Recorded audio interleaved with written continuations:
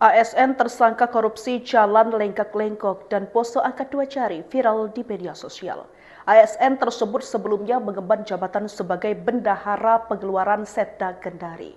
Setelah tampil penuh percaya diri menggunakan rompi tahanan, ASN berinisial AN itu menuai sorotan publik. Pasalnya ia menunjukkan sikap tak biasa saat digiring ke mobil tahanan oleh pihak Kejaksaan Negeri Kendari. Jalan lenggak-lenggok tersenyum dengan gaya 2 jari hingga memberikan jempol. Berikut ini sosok aparatur sipil negara atau ASN tersangka korupsi di Kendari, Sulawesi Tenggara yang berpose 2 jari viral di media sosial. Untuk diketahui AN adalah satu di antara 3 tersangka yang ditetapkan atas kasus korupsi yang berada dalam lingkup pemerintahan Kota Kendari. AN ditetapkan sebagai tersangka bersamaan 2 lainnya, yakni mantan Sekda Kota Kendari, NU, dan seorang ASN lainnya bernama M. Dari dugaan tindakan korupsi yang dilakukan ketiga tersangka menyebabkan kerugian hingga 444 miliar rupiah.